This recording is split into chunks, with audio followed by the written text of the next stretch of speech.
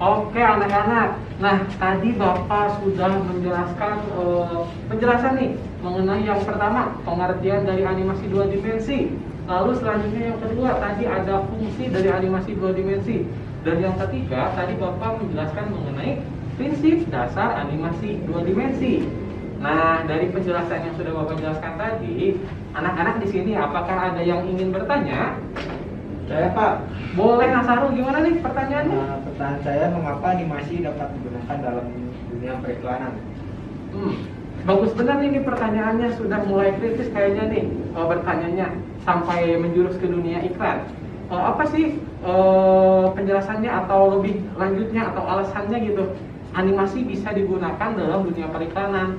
Kenapa? Karena di dalam video animasi tersebut, ketika si penonton atau si penikmat animasi mereka melihat televisi atau melihat animasi di media sosial yang di dalamnya itu ada konten iklan, nanti mereka itu bisa penasaran. Kenapa bisa penasaran? Karena dari efek animasi yang diberikan itu membuat mereka nantinya ingin membeli produk atau barang yang kalian jual. Nah mungkin begitu Sahrul, dapat dimengerti? Dapat Pak. Wih mantap, bagus, dapat dimengerti langsung nih. Nah dari anak-anak yang lain, apakah ada yang ingin bertanya tidak? Wah ini diem semua, kayaknya tidak, kayaknya udah pada paham semua nih. Nah kalau misalkan tidak ada yang ingin bertanya lagi, giliran Bapak nih yang bertanya kepada kalian. Nah untuk yang pertama nih, Bapak mau nanya ini nih. Tadi kan Sahrul bertanya berkaitan dengan fungsi animasi dua dimensi di bidang periklanan. Nah sisanya lagi ada dua fungsi lagi nih, fungsi animasi. Coba siapa yang bisa menyebutkan dan menjelaskan mengenai dua fungsi animasi yang tidak disebutkan oleh Sahrul? Saya Pak, Boleh Nang Irfan gimana? sebagai perantara komunikasi Pak. Di antaranya yang buat animasinya sama penonton animasinya Pak. Oke, betul sekali. Sebagai perantara komunikasi, di mana ketika sebagai perantara komunikasi di dalam sebagai perantaranya itu ada pesan yang ingin disampaikan. Betul sekali nih Nang Irfan. Berarti menyimak ya tadi Bapak menjelaskan. Nah, selain Nang Irfan, apakah ada yang ingin menambahkan? Aku Pak. Nah, gimana Nang Rahman? Sebagai media presentasi Pak, khususnya presentasi pada materi atau simulasi yang susah ditampilkan. Misalnya kayak pembuatan presentasi animasi peredaran darah Pak, seperti itu. Wah, betul sekali nih Nang Rahman menjelaskan mengenai si animasi itu berfungsi sebagai pengganti ilustrasi untuk peredaran darah sebagai media presentasi untuk materi peredaran darah. Karena kita sebenarnya tidak bisa secara langsung melihat peredaran darah yang ada di tubuh kita. Betul sekali Nang Rahman, bagus jawabannya ya. Oke Pak. Nah itu untuk pertanyaan yang pertama. Bapak akan lanjut nih ke pertanyaan yang kedua.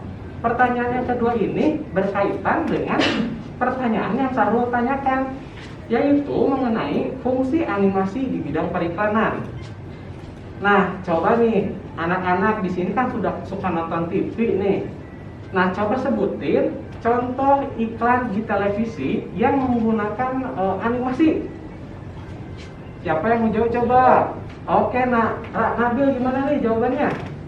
Oh, ada iklan jalan smart Pak yang animasinya suasana lagi di pantai Pak. Wih mantap, ini iklan obat kayaknya Nah Nabil. Benar-benar itu salah satunya contoh iklan yang menggunakan animasi. Selanjutnya, apakah ada yang ingin menambahkan dari jawaban Nabil? Saya Pak, Boleh, Nang Irfan gimana? iklan Grab Express Pak. Itu kan ada animasi orang yang joget-joget pakai jaket Grab gitu Pak. Wih, ini benar banget.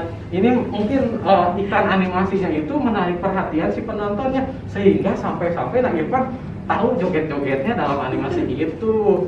Nah betul sekali Nang Irfan sudah bisa mengidentifikasi salah satu bentuk contoh iklan dari animasi. Nah karena ini sangat antusias sekali ya dari anak-anak dalam menjawab pertanyaan dari Bapak akan teruskan lagi nih mengecek pengetahuan kalian seberapa jauh gitu mengenai penjelasan yang sudah Bapak jelaskan. Untuk pertanyaan yang ketiga, Bapak akan lebih menjurus ke prinsip dasar animasinya nih. Coba nih, kan di sini murid Bapak ada 4. Ada Nabil, Irfan, Sahrul, sama Rahman. Nah Bapak mau coba tanya satu-satu nih. satu orang di sini harus menyebutkan 3 prinsip dasar animasi. Mau dari siapa dulu coba? Aku aja deh Pak. Boleh, Rahman gimana? Yang pertama itu ada stretch to ahead, to boss, terus ada secondary action, follow through, approach, and overlapping Pak, seperti itu. Nah betul, itu udah 3. Siapa yang mau nambahin 3 lagi jadi 6? Saya Pak. Boleh, Nasarul gimana? Ada slow in, slow out, yang kedua ada timing, yang ketiga anticipation Pak. Oke betul, udah 6 tuh. Mau ditambah jadi 9 siapa nih? Ya Pak. Boleh, Nanabil gimana? Ada squash and stretch, ada ups dan stretching Pak. Oke, udah 9 berarti ini. Udah 9 prinsip. Selanjutnya nih supaya jadi 12 prinsip jadi lengkap. Siapa yang mau nambahin? Saya Pak. Boleh, nah Irfan gimana? Exaggeration, solid drawing, sama appeal Pak. Wih mantap, ini anak-anak bapak semuanya hafal mengenai prinsip dasar animasi. Nah karena sudah hafal, bapak mau lanjutin nih dari pertanyaannya dari prinsip dasar animasi nih.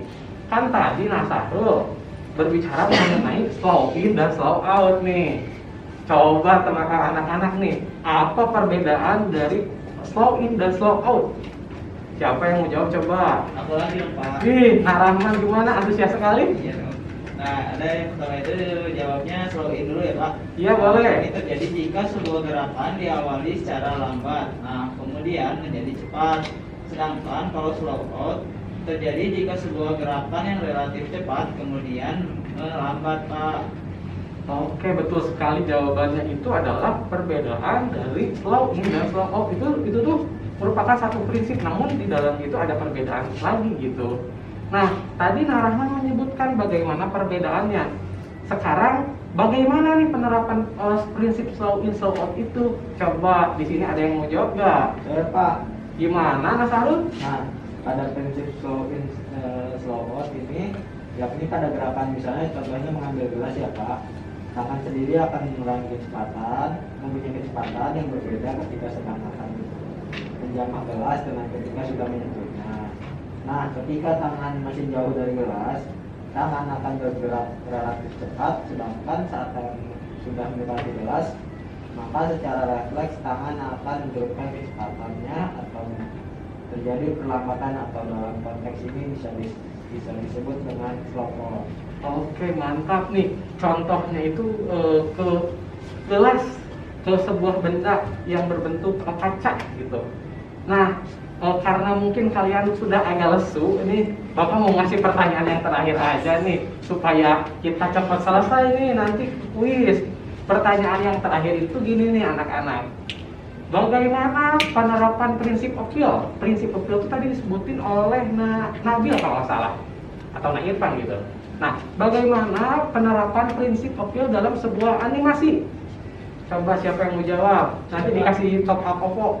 Oke, gimana? Nah, Nabil. Bisa diterapkan dalam gaya pembuatan animasinya Pak. Misal gaya animasi buat tanyakan dengan hanya melihatnya sekilas, dia dapat menyebabnya. Begitu kita melihat kekhasan animasi buatan Disney atau DreamWorks. Hal ini juga mempengaruhi karena mereka memiliki appeal atau gaya tertentu Pak. Oke, itu dari pandangan Nabil. Karena tadi Bapak menjanjikan akan memberikan top up Oppo, nanti akan Bapak top up buat Nabil 100.000 aja cukup. Nah, tadi tuh Nabil bicarain dalam animasi gaya Jepang atau bisa kita sebut anime ya anak-anak. Nah, selanjutnya ada pandangan lain nggak? Aku Pak pengen Oppo. Oh, pengen Oppo ya 100.000 juga sama boleh.